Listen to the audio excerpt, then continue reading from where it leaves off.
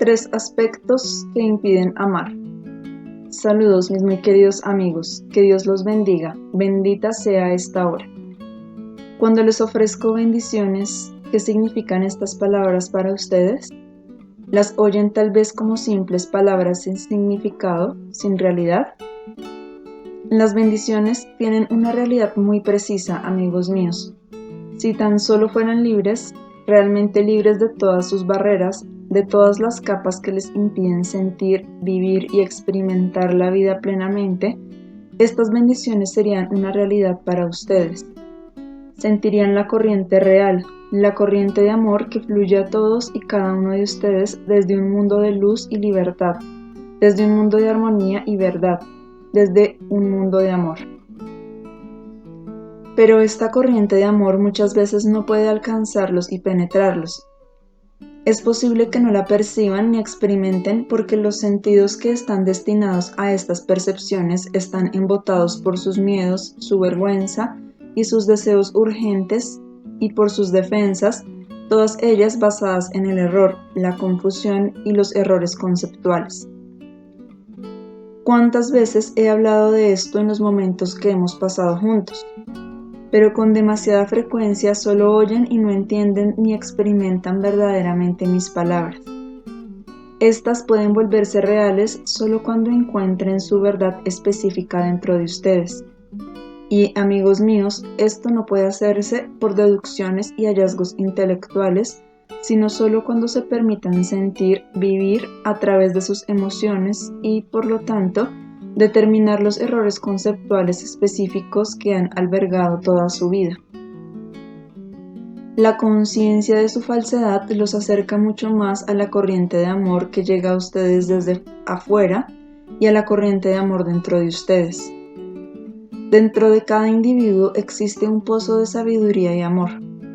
Es un tesoro que existe en lo más profundo de ustedes y que puede salir a la superficie solo a medida que se den cuenta de todos esos aspectos de ustedes mismos que les impiden el acceso al tesoro. Están acostumbrados a buscar la verdad, la guía y las soluciones a sus problemas fuera de ustedes, tal vez por medio de enseñanzas sabias o una mano amiga. Pero las respuestas más confiables y realistas vienen de dentro de ustedes.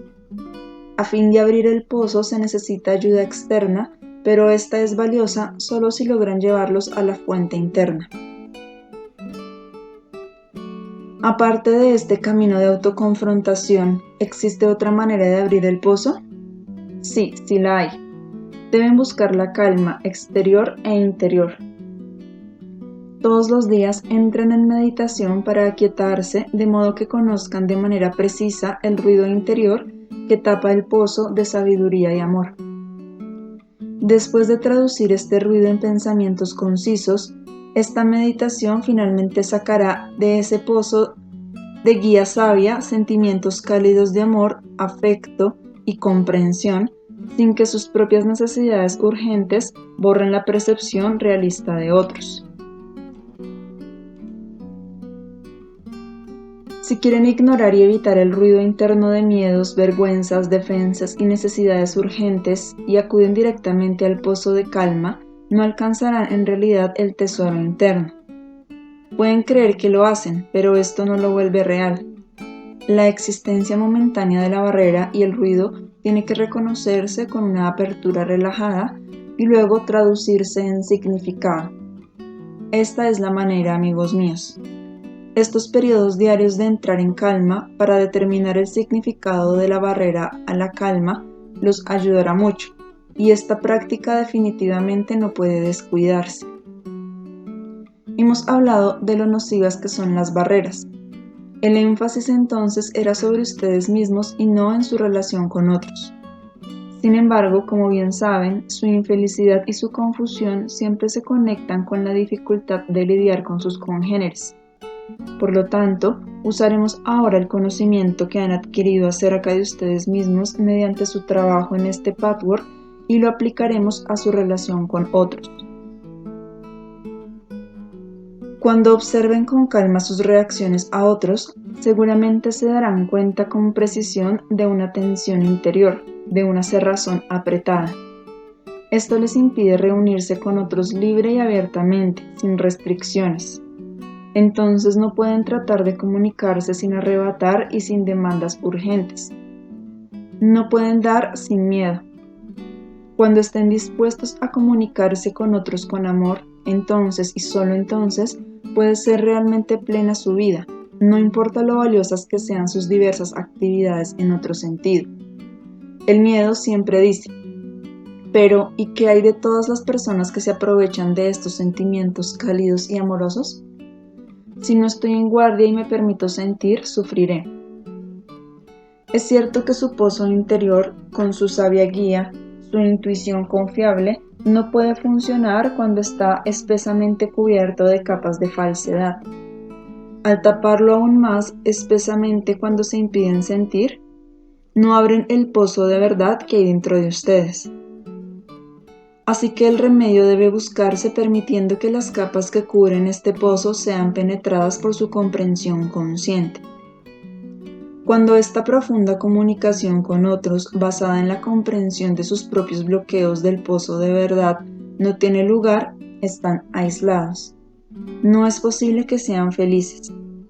Hemos hablado de muchos aspectos que impiden la comunicación profunda con otros. Examinemos ahora 3 aspectos más que necesitan una comprensión más honda, porque constituyen un no interno al amor.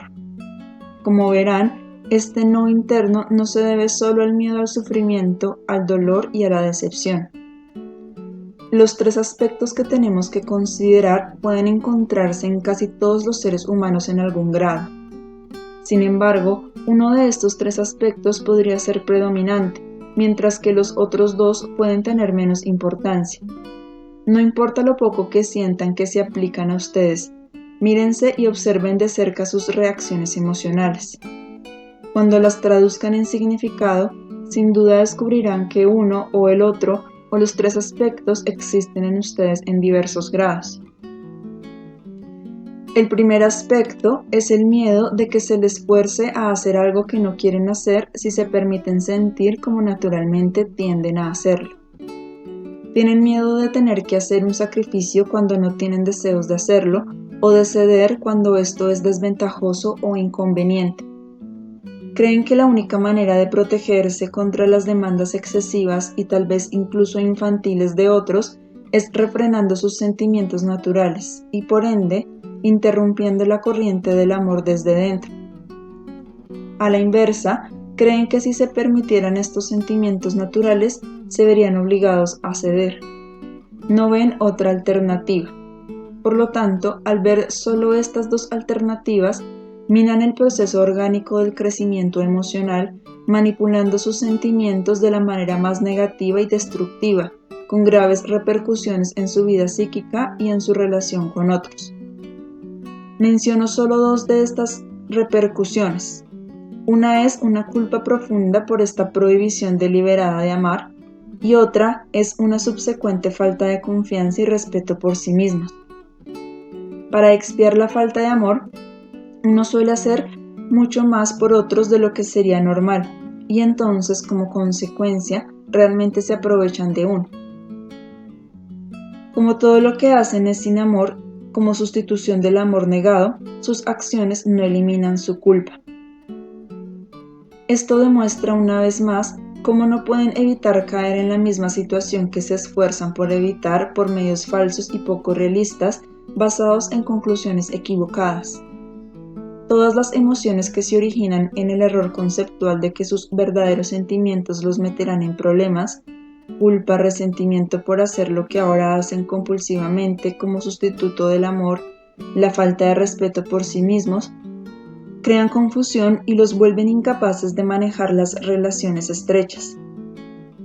O están constantemente involucrados de una manera negativa, o se retraen y viven en un amargo aislamiento que, a su vez, da lugar a la frustración. Estas entonces son las barreras a su pozo de sabiduría, amor e intuición, la fuente de su verdadera guía interior. ¿Cómo se ve entonces la situación cuando se le observa honestamente? De hecho, es muy posible amar sin tener que satisfacer todas las demandas, sin tener que ceder. ¿No es mejor ser egoísta, si eso es lo que quieren ser en sus acciones sin dejar de amar y sentir? ¿No es esto mucho mejor y en realidad mucho menos egoísta que hacer todo lo posible pero sin amar? Es mucho más fácil que afirmen sus derechos y sus deseos, estén bien o mal, sean egoístas o generosos, si aman. Cuando no aman, la autoafirmación se vuelve muy difícil, porque su insistente culpa o los paraliza o, si logran dar voz a sus objeciones, saldrán de una manera muy hiriente. Su negativa a obedecer una demanda no puede en realidad herir a otro con tal de que lo amen. Por lo tanto, estar en desacuerdo o negarse a obedecer ya no resultará amenazante. Podrán hacerlo de una manera relajada, fácil y sin problemas. Su capacidad de amar los hará sentirse más dignos de amor y así serán capaces de decir no afuera porque el no interno a amar y sentir se ha eliminado. Todo esto no significa que deberían tratar artificialmente de forzar el amor donde no existe en forma natural. Esto sería inútil, ya lo saben. Esfuércense por detectar esa corriente fina y sutil, al principio muy tapada, en la que se retraen de sus sentimientos orgánicos y naturales, atrofiándolos deliberadamente, por decirlo así. Una vez que se topen con esta corriente y se vuelvan más conscientes de ella, podrán dejarla ir. El conocimiento y la comprensión de que las dos alternativas, forzar el amor o retraerse de sus sentimientos naturales, no son las únicas que detendrán la prohibición. Adquirirán ustedes una libertad nueva con los resultados más gozosos, fortalecedores y liberadores.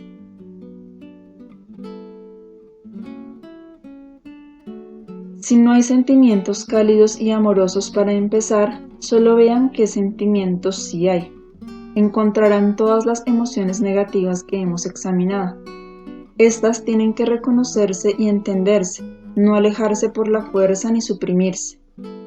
Cuando las entiendan de manera suficiente, los sentimientos cálidos y naturales de afecto saldrán finalmente, pues esos sentimientos amorosos ya están en ustedes.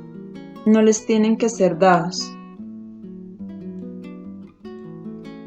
Solo están enterrados debajo de las emociones negativas que no permiten que las emociones positivas fructifiquen, porque ustedes albergan el simple malentendido de que no deben experimentar sus sentimientos naturales. Como este malentendido no ha surgido a la superficie, no es posible corregirlo. Por esto debe conocerse primero el malentendido. Deben ver claramente por qué es un malentendido. Entonces pueden proceder. Si verdaderamente experimentan el flujo de sentimientos conforme van surgiendo, probablemente pasarán por la siguiente secuencia. El malentendido provoca la deliberada amputación de los sentimientos que surgen de manera natural. Esto a su vez resulta en culpa, miedo, incertidumbre, enojo, resentimiento, rabia impotente y una fluctuación confusa entre ceder demasiado y ser excesivamente severo.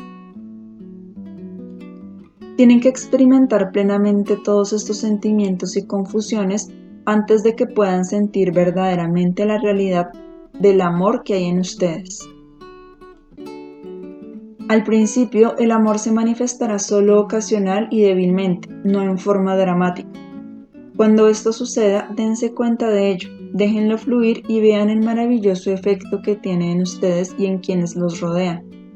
Por ejemplo, sus demandas excesivas podrían disminuir inmediatamente cuando sientan una corriente de amor que fluye de ustedes, ya que sus demandas suelen ser una súplica inconsciente y ciega de amor. Sus demandas son en realidad un sustituto de lo que realmente buscan.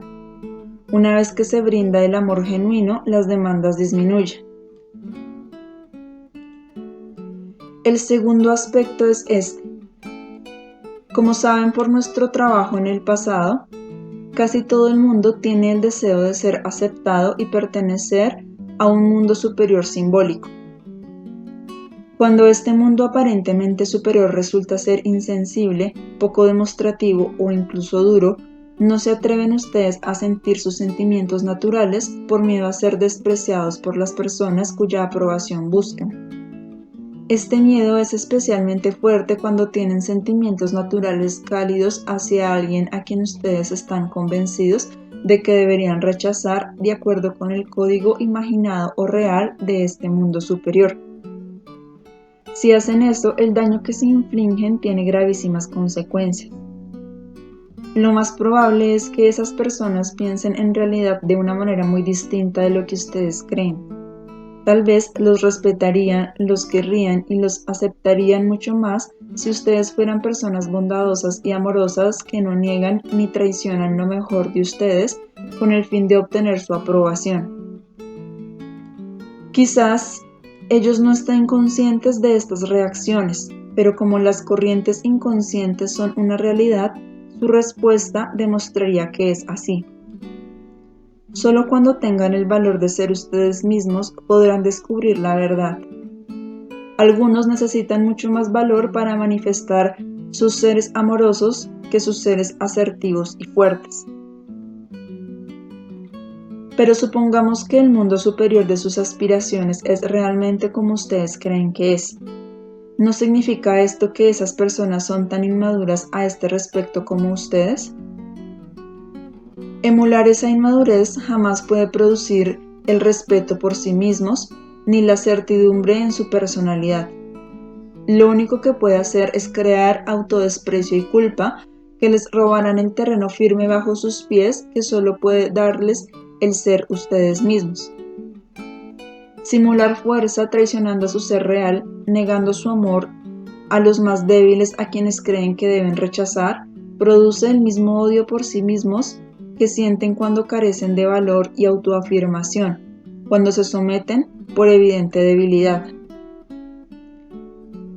Esta pseudofuerza manifiesta en realidad y en esencia la misma debilidad que cuando se someten. Aquellos de ustedes que pertenecen a esta categoría niegan lo mejor de ustedes en favor de la aprobación. Deliberadamente establecen un proceso de autoenajenación por el simple acto de desalentar sus sentimientos naturales y cálidos y producir una rudeza artificial. De nuevo les digo que todo esto no es consciente. Tal vez no se den cuenta para nada de estos procesos internos, pero si miran de cerca algunas de sus reacciones, bien podrían descubrir que lo que digo es cierto en su caso. Tal vez sean conscientes ya de esto en algún grado, pero nunca han pensado mucho en ello en estos términos. Hacerlo, llevar más allá el significado de estas reacciones, les dará una visión más amplia y así transformará estas actitudes tan infantiles. Cuando tengan el valor de ser fieles a su ser real, cuando se atrevan a amar a una persona que el mundo superior decreta que deben despreciar, descubrirán que toda la división de un mundo superior y un mundo inferior es una ilusión. Este descubrimiento los hará libres y les dará una fuerza que no pueden imaginar ahora. A aquellos que todavía no han explorado profundamente el laberinto de su ser, lo que digo podría sonar muy descabellado o incluso tonto, pero a algunos de mis amigos estas palabras les ayudarán a disolver algunos malentendidos muy paralizantes acerca de la vida y la gente. El tercer aspecto del no interno contra el amor puede sonar paradójico al principio. Las personas que poseen este aspecto en forma predominante tienen una necesidad tan grande de realización y amor que la no realización presenta un miedo y una amenaza especiales. Su remedio es una fuerte corriente forzante. No necesito decir que este remedio es improductivo e incluso destructivo. La corriente forzante impide brindar libremente el amor. A su propia manera tortuosa provoca un no interno a dar de una manera relajada y tranquila. Arrebata y exige. Esta persona quiere dar, pero lo hace de una manera compulsiva para que se satisfagan sus demandas, no sabiamente ni con una conciencia sensible de lo que el otro necesita y quiere. Por lo tanto, el dar no es libre ni genuino. Este tipo de persona suele ser lo contrario del tipo que examiné antes, que reprime sus sentimientos. Los dos tipos suelen entrar en conflicto uno con el otro. Las demandas y la corriente forzante asustan y alejan a la otra persona, aun si las demandas se pasean con el disfraz de dar. Los que están hambrientos y por lo tanto aterrados por la negativa son ciegos a otros. Lo único que sienten es su propia necesidad. No tienen un espacio para mirar serenamente a la otra persona y sentir sus necesidades. La idea de ser rechazados es devastadora para ellos. Sin embargo, atraen el rechazo por su urgencia. Cuando ésta llega, lo único que experimentan es la confirmación de su poca valía. Su visión distorsionada impide una verdadera evaluación de la situación en cuestión, pero su derrota no tiene nada que ver con su poca valía. Los miedos y los problemas de la otra persona pueden ser tan responsables de ello como la propia ceguera de ustedes cuando ven al mundo y a los demás solo en términos de su valía o falta de ella. La subsecuente y poderosa corriente forzante empleada para disipar la tan temida falta de valía se convierte entonces en el medio para confirmar sus peores temores. El verdadero remedio para aquellos que pertenecen predominantemente a esta categoría es triple. Primero, necesitan enfrentar su falta de creencia en ellos mismos y descubrir las verdaderas razones de esto, tales como su falta de amor, que suele disfrazarse de una exagerada ansia de dar con el propósito de recibir amor de la misma manera en que un niño quiere ser amado. En segundo lugar, tienen que encontrar los conceptos distorsionados y entender el porqué de la distorsión.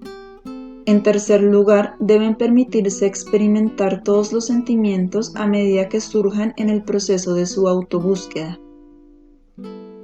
Lo más probable es que debajo de la necesidad urgente y consciente encuentren una razón para no reconocer sus sentimientos reales de afecto y amor. Esto puede estar tan oculto que, a primera vista, pueden negarlo por completo. Lo único que sienten es su necesidad de ser amados, la cual confunden con sentimientos genuinos de afecto por otros. Estos últimos son emociones mucho menos urgentes, más serenas, no egocéntricas en lo más mínimo, como sí lo es la necesidad. Estos sentimientos maduros existen, pero se les ha impedido desarrollarse y esto debe volverse consciente. La no satisfacción repetida duele mucho más de lo que debería debido a la incapacidad infantil de tolerar la frustración. Antes de que llegue la realización o satisfacción, es necesario llevar a cabo los diversos pasos que he esbozado. Todo esto toma tiempo. Pueden llegar más decepciones, pero ahora pueden utilizarse para el trabajo y servir como un medio maravilloso para descubrir más cosas sobre el ser. Mientras tanto, lo que uno puede aprender con plena conciencia es a nadar con la corriente y no resistirse a ella mediante una lucha salvaje de las fuerzas de su alma. La madurez les llegará cuando enseñen a su alma a poder tolerar la frustración sin reprensión ni enojo. Esto tiene el efecto sanador de llevar el péndulo a una posición más equilibrada. De la hiperactividad de la corriente forzante, de la lucha salvaje, se genera una serenidad que acerca más a la persona al estado de ser. No puedo insistir demasiado en que hay que permitir que todas las emociones frustradas que causan la urgencia y el hambre bullan en la superficie y en que hay que traducirlas en palabras concisas y significativas. En los individuos de la variedad de los hambrientos de amor existe otra reacción que también debe hacerse consciente y enfrentarse. A veces, cuando las necesidades son satisfechas, el amor se desvanece. Esto debe ser prueba de que lo que pensaban que era amor no lo es, sino una necesidad urgente, ciertamente una diferencia. Estas personas son tan incapaces de satisfacer las necesidades de otros como aquellas que pertenecen a los otros dos tipos. Se sienten invadidas por otras y se retraen. El reconocimiento de este hecho es de primordial importancia. En esta contracorriente oculta tienen el mismo miedo de bajar la guardia como los tipos represivos y superiores solo que su miedo está tapado por la necesidad manifiesta. Lo único que pueden ver es lo que quieren o lo que temen que les suceda, nada más. Están desgarrados entre estas dos alternativas e interpretan todos los sucesos exteriores en términos de necesitar o temer. En ninguna de las alternativas ven la realidad. Ahora bien, amigos míos, esto es motivo de reflexión y material para un mayor trabajo, para todos y cada uno de ustedes. Me aventuro a decir que en la mayoría de las personas existe de alguna manera una combinación de estos tres aspectos, pero en muchos un aspecto es muy obvio y no difícil de verificar. No hay nadie aquí o que lea estas palabras para quien uno de estos aspectos no sea inmediatamente aplicable. Si trabajan con estos aspectos no podrán evitar darse cuenta de mayores resultados. Estas conferencias están dirigidas a los niveles de su ser donde existen estas actitudes irracionales. No van dirigidas a su pensamiento racional. Y ahora, amigos míos, ocupémonos de sus preguntas. Pregunta: ¿puede usted explicar con detalle la diferencia entre lástima y compasión? Al ir uno envejeciendo y ver a tantos amigos sufrir, ¿cuál es la actitud correcta? Respuesta: con gusto te daré ayuda adicional sobre este tema, si puedo, aunque ha sido examinado muchas veces en el pasado. Sin embargo, si te dijera cuál debe ser en teoría el sentimiento correcto, no te ayudaría en absoluto. Todo lo que haría sería manipular más tus sentimientos y sobreimponer actitudes que no son genuinamente tuyas. Tú sabes que este no puede ser un procedimiento sano. Es importante que reconozcas lo que realmente sientes, esté bien o mal. Además de lo que dije sobre la diferencia entre la lástima y la compasión, ahora quiero presentar una explicación que indique por qué uno siente lástima en lugar del sentimiento mucho más productivo de la compasión. Siempre que te sientes aplastado por la devastadora emoción de la lástima, que inhibe tu fuerza y la ayuda que puedes brindar, puedes estar muy seguro de que en algún lugar de ti estás negativamente involucrado. Por ejemplo, la lástima puede ser una proyección de tu miedo de que te llegue la suerte que el otro sufre. O tal vez te sientas culpable de algo de lo que no eres consciente. Una actitud universal es la de sentir cierta satisfacción por la desgracia de otro, no solo por no tener que soportar esa misma suerte, sino también porque el otro es castigado y tiene dificultades. Esto, desde luego, es enteramente irracional, pero la actitud contiene consideraciones como esta. Si otros también sufren penalidades, no soy tan malo, no soy el único que sufre, por lo tanto, me da gusto que otros sufran también. Esta reacción suele producir tal impacto y culpa que se reprime por completo y se compensa con una lástima debilitante e improductiva. Entonces, la lástima te hace sentir absuelto porque, al tenerla, sufres con la otra persona, aunque de una manera destructiva. Si puedes descubrir y experimentar tus reacciones genuinas, reconociendo que eres un ser humano con muchas emociones no purificadas, con muchas actitudes infantiles, egoístas y miopes, y aprendes a aceptarlas sin condenarte, condonarte o justificarte, entonces entenderás los errores conceptuales que hay detrás de estas actitudes irrazonables. Y entonces se disolverán gradualmente en el grado en que verdaderamente los entiendas. La lástima se transformará en compasión y te será posible dar ayuda constructiva a las personas dolientes, ya sea por medio de la acción o solo comunicándoles tus verdaderos sentimientos. Pregunta: en el pasado usted habló de la estrecha conexión entre causa y efecto. ¿Debemos creer entonces que vivimos en un mundo de causalidad en el que efectos idénticos se originan en causas idénticas? Respuesta: desde luego que este es un mundo de causalidad. En cuanto a que causas idénticas produzcan efectos idénticos, eso depende de a qué te refieres exactamente con idéntico. Lo que parecerían causas idénticas pueden en realidad no ser idénticas en absoluto.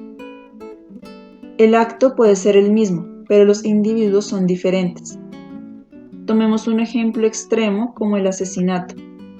Supongamos que dos personas asesinan, aún por el mismo motivo. Sin embargo, sus antecedentes, los que los llevaron a estos sentimientos, a esta acción, así como su desarrollo general, su personalidad y sus rasgos de carácter pueden ser distintos. Sus reacciones después del acto pueden no ser idénticas. En consecuencia, el efecto, no necesariamente el efecto exterior, sino el efecto en los dos individuos en cuestión, puede no ser idéntico en absoluto. Pero si lo que quieres decir es que esta ley de causa y efecto es, hasta su más fino detalle, un proceso orgánico, infinitamente justo y armonioso, un factor de equilibrio en todo el universo, tan preciso en su funcionamiento que el error o la injusticia son completamente imposibles, en ese sentido, causas idénticas provienen de efectos idénticos.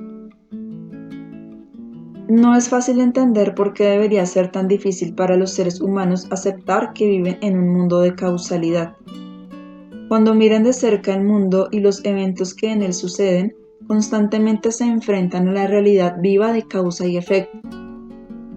En las cuestiones cotidianas más pequeñas operan la causa y el efecto, pero están tan acostumbrados a ello, es una parte tan grande de su vida diaria que lo dan por hecho. Han perdido la capacidad de ver la operación de causa y efecto con la frescura que es necesaria a fin de adquirir una comprensión más profunda. Si los humanos fueran capaces de ver lo que ocurre constantemente, no les resultaría tan difícil entender que la misma ley también debe de existir en un contexto más amplio. No supondrían que una ley distinta opera solo porque en un caso la causa y el efecto están cerca, mientras que en otros casos están separados por el tiempo. El tiempo no influye en esto, solo les revela la causa o el efecto. Algunas veces los seres humanos pueden ver ambos, otras veces solo pueden ver una o el otro. Si las personas dieran un seguimiento lógico a esto y vieran las consecuencias finales de este fenómeno, comprenderían que su incapacidad de ver la causa o el efecto no cambia el hecho de que la causa y el efecto son interdependientes. Cuando descubren la causa y el efecto suficientemente en su propia vida personal, entonces empieza a existir lo que se llama fe, que en realidad es la experiencia de una verdad. Entonces ya no es cuestión de sobreimponer doctrinas o postulados. Diversos eventos y resultados los han desconcertado cuando no veían la causa de ellos. Al aprender a conocerse mejor, descubren las causas de muchos efectos. Descubren las conexiones como hechos indiscutibles. Esto les da no solo libertad y fuerza, sino que les muestra la causalidad bajo su verdadera luz. Entonces saben que la misma ley de la causalidad también debe de operar cuando no pueden conocer las causas, ya sea en su propia vida o en la vida de otros, o en el mundo o en la creación en general. Mis muy queridos amigos, que estas palabras caigan en tierra fértil. Que todos ustedes den otro pasito más para ver sus propias barreras que excluyen la verdad, el amor y la realidad, pues ese es el paso más constructivo para eliminarlas. El error humano siempre es que quieren negar la existencia de la barrera y la resisten, lo que solo refuerza el bloqueo. Quieren deshacerse de ella sin ver lo que realmente es ese obstáculo. Una vez que se vuelvan conscientes de ella y vean de qué está hecha, se darán cuenta de que no pueden eliminarla por la fuerza. Solo puede disolverse gradualmente, dependiendo por entero del grado en el que se entienda esta barrera. De nuevo, una corriente cálida de amor llega a cada uno de ustedes. Aquíétense interiormente. Detecten sus miedos, sus protecciones, sus vergüenzas, su resistencia a sentir. Al hacerlo, esta corriente podrá llegarles mucho mejor. Enviará algún aspecto de su fuerza a su corazón, donde los llenará de luz, fuerza y esperanza. Queden en paz, queden en Dios.